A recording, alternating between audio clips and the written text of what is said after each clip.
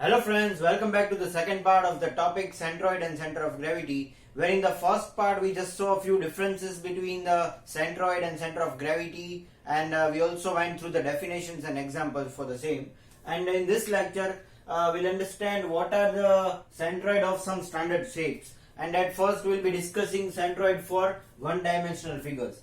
Okay friends, so the word one dimensional means we are having just a wire, a one dimensional wire. It doesn't have any other axis, it is only having one axis. So we can make different shapes out of the same wire. So this is what we are going to discuss today.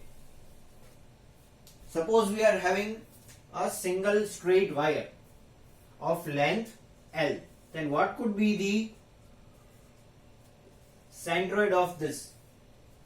We already know that if there is a single line, then the center of this line is only the centroid. So friends, this is our first example where we can say that centroid of wire which is one dimensional is L by 2, which means it is length by 2. So you can just note it down if you want. Then after we'll move on towards our second example.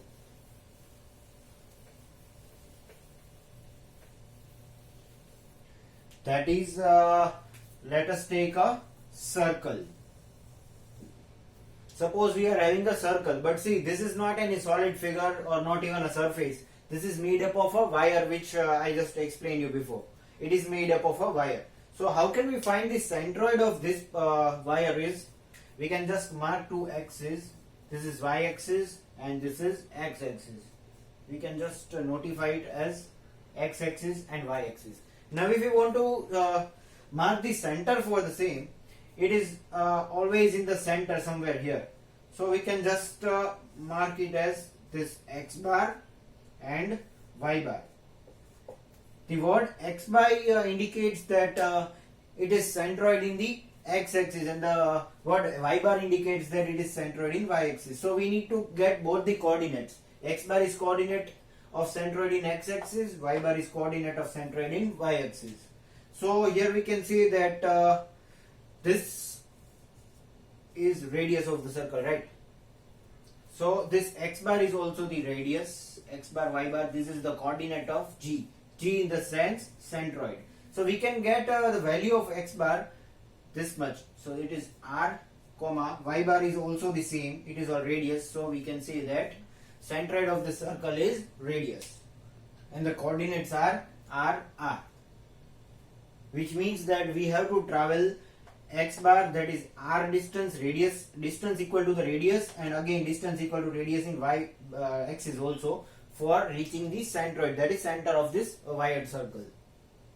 Because this is made up of only single wire, we are saying it as one dimensional figure. Now moving towards our third example.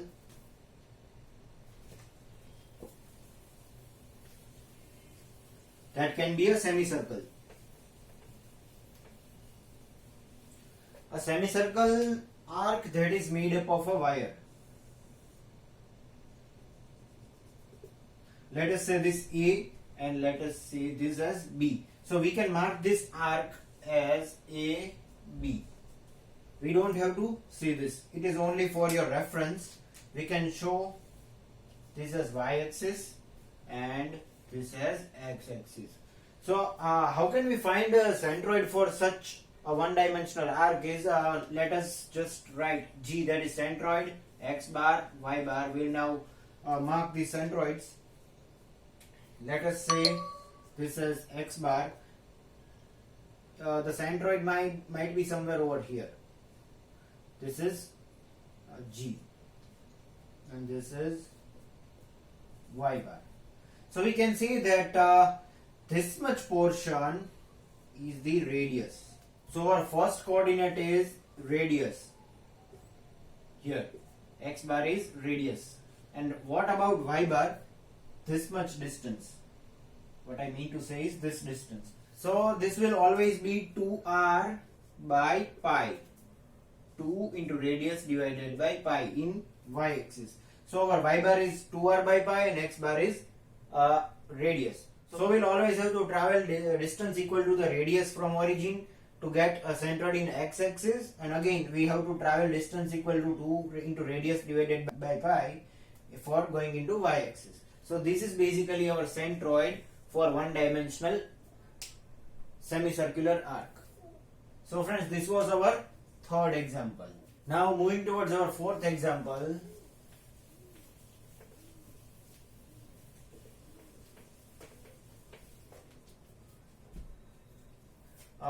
Let us say it is a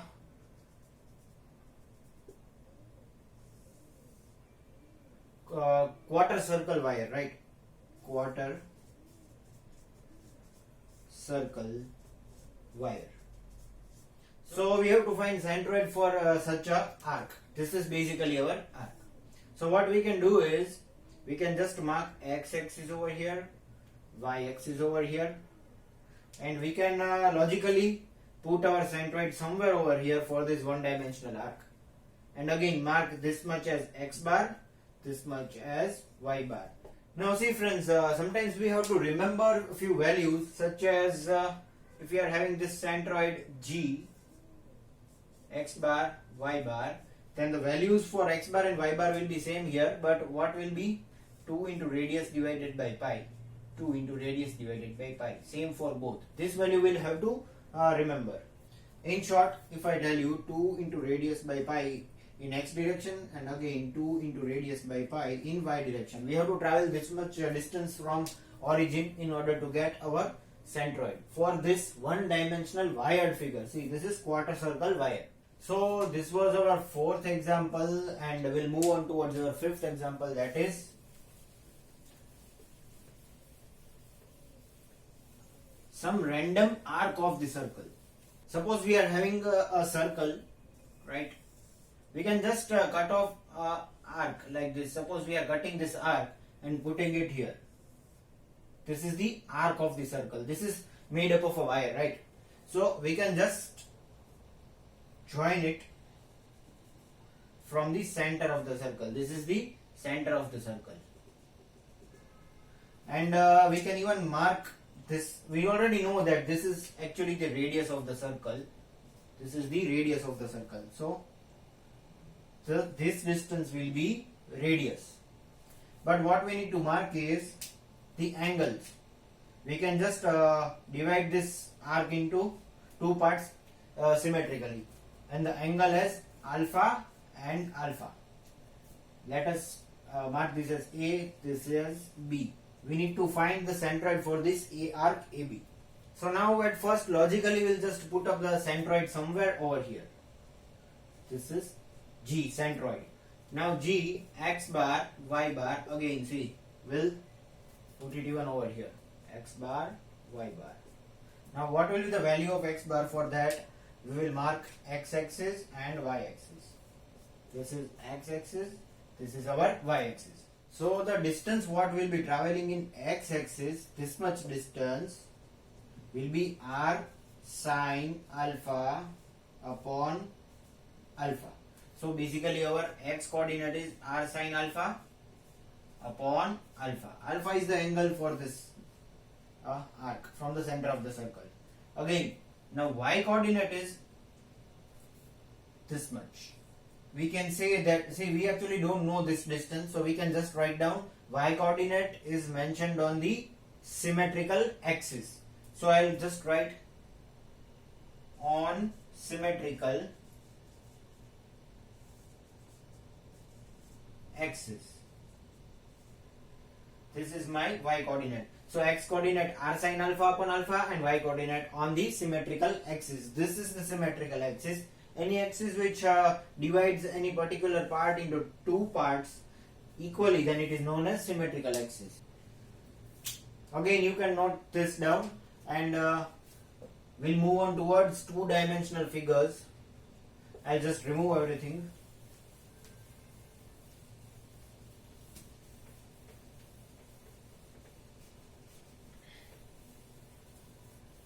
So this was all about one-dimensional figures, and next we'll be discussing centroid for standard shapes, therefore two-dimensional figures.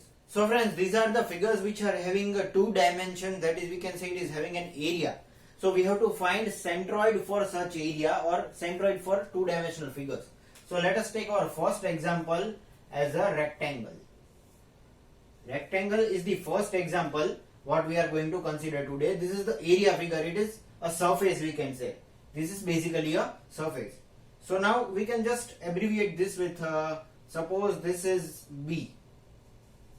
This dimension we have taken as B and this dimension we are taking D, depth and breadth. Now our first task to give axis. This is also known as axis of reference. We'll just understand after this lecture. This is x-axis, this is y-axis.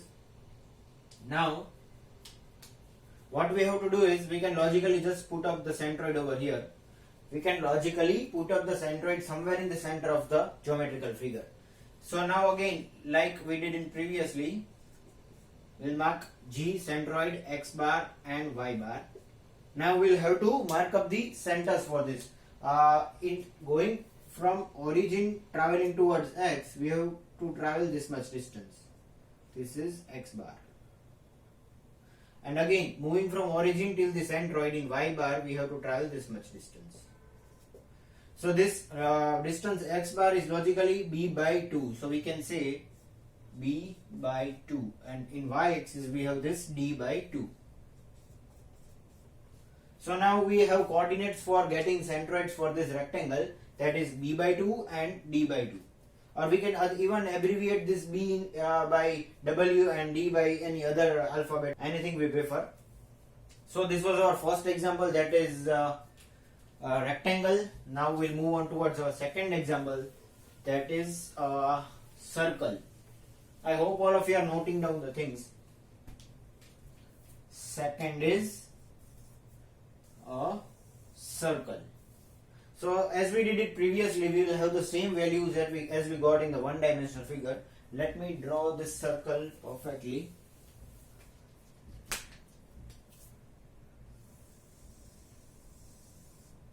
Okay, so we have to mark G as centroid, as we are abbreviating centroid with G, x bar, y bar. Again, we can see that this is the radius of the circle. Our first task is to mark the reference axis, x and y. Now in order to reach, this is our origin, right? In order to reach centroid from the origin, we have to travel in x-axis this much distance. That is, we can say radius. And again for y bar also same procedure. Again we have to travel distance equal to radius. So we can say the coordinates for circle will be x bar, y bar. That is, G will be equal to radius and radius. This value we were even got in one dimensional figure. So you can just note this down. And again, if you want to write down the area, we are considering the area here. Pi by 4, we can say d square, that is pi by 4 into diameter square, or another thing is pi r square, pi into radius square, square of the radius. So after the second, we'll move on towards our third example, that is a right angle triangle.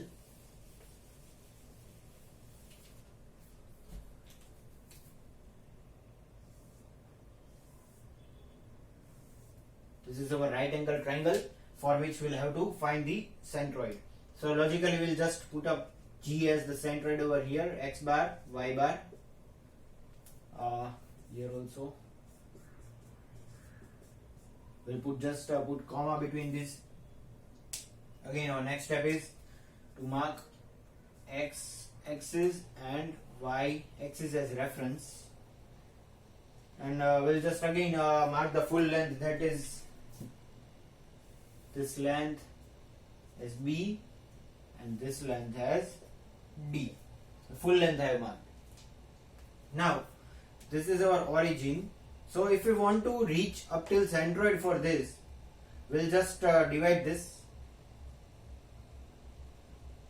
This is x bar, this is our y bar. So if we are having a right angle triangle, then we can just divide this length into 1 by 3 and 2 by 3. This is one part out of the 3 part, and these are the 2 parts out of the 3 part. In short, we are dividing this into 3 parts. So we can say this is 1 by 3 into x.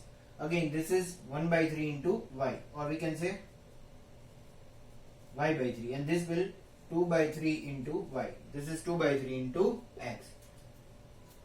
So in this way we can directly write down our coordinates, that is in x-axis that is x by 3, and in y-axis that is y by 3. I mean b by 3. Here we can just put up b because the entire length is b. Let me write it clearly. This entire length is b, this entire length is d, so I'll write down here d by 3. So again here it is b by 3 and d by 3.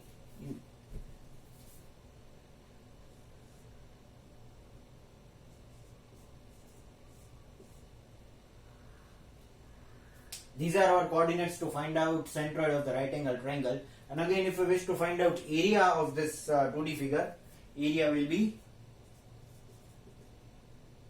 half into base into altitude. So here base is b, and altitude here is this height d. This is our area, and these are our coordinates for centroid. So this was our third example. So friends, after these 3 examples in 2-dimensional figure, we'll move on towards 3-dimensional figures for finding center of gravity.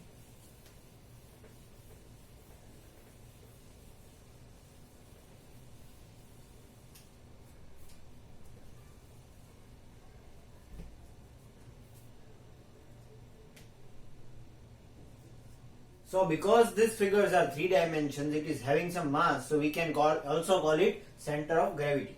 So let us take our first example to find out center of gravity for the 3-dimensional figure. Suppose let us take a cylinder.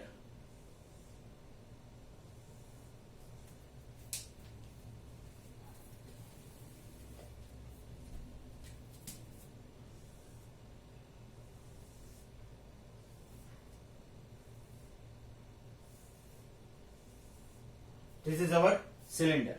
Okay, now we know that as this is a 3-dimensional figure, it will have 3 dimension x, y and z axis. So for finding centroid also we'll have to get 3 dimension x bar, y bar and z bar. Like this, x bar, y bar and z bar. But see, this z bar will always be in the center of this symmetrical figure, because these figures are symmetrical.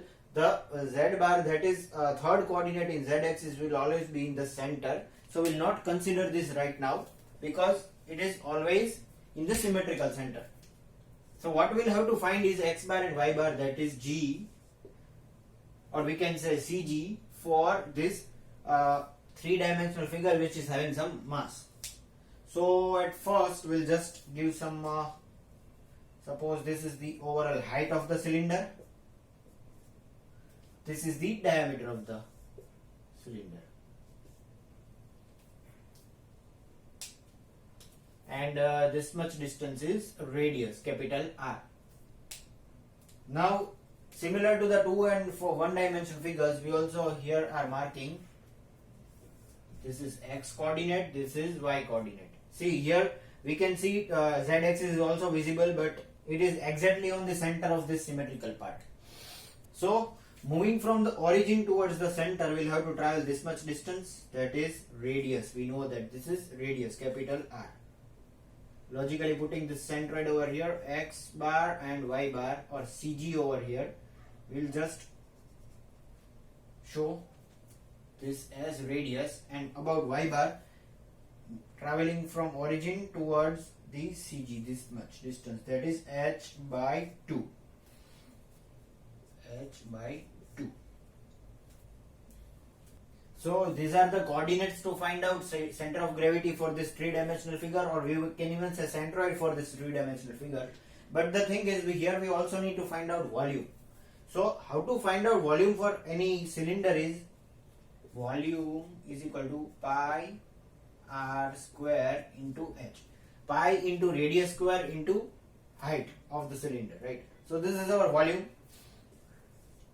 Pi r square is this much area, and we can multiply this area with the height in order to get the volume. In short, we'll get number of these surfaces along the height to get the volume of the figure. Okay, then this was our first example, three-dimensional figure, and now we'll move on towards the second example, that is a sphere.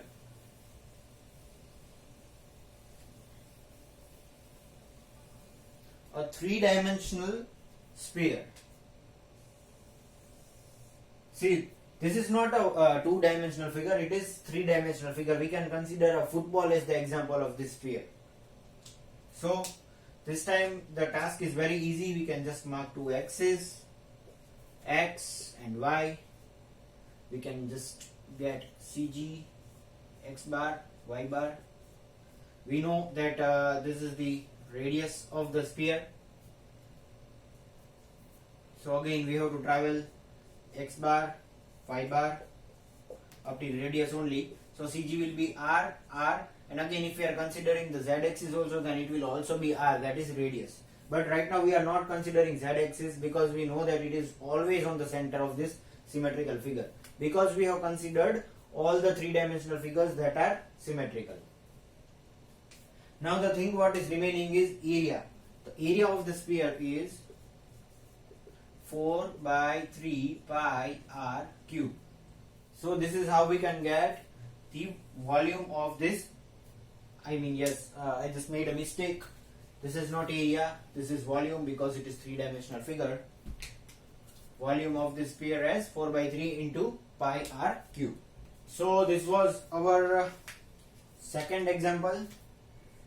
Now we'll move on towards the third example, that will be cone. That will be a cone. The third example over here is a cone, a three-dimensional cone. This is also symmetrical. If we try to cut this from the center, it will be symmetrical. So again here we are ignoring z axis. CG will always be x bar and y bar. Marking the axis, y axis, x axis. This is the entire height of the cone, and this is, we can see it is the diameter. This much distance is radius, or we can even show as capital R, capital H, whatsoever we like. Then regarding this x bar and y bar, we have to travel from here till the center, that is radius. Distance equal to radius in x direction. So I will write down r over here. Then after, in order to find the y coordinate for centroid, it might be somewhere over here, right? Logically, just x bar, y bar, again z bar is ignored. Traveling from here till here, this is our y bar. So, for a three-dimensional cone, we have to travel at the on the height, that is h by 4. This is center of gravity of this cone. In x bar we have to travel distance equal to the radius, and y bar we have to travel distance equal to h by 4 from the origin. So this was our third example. Now moving towards fourth example, that will be a hemisphere. That is a hemisphere.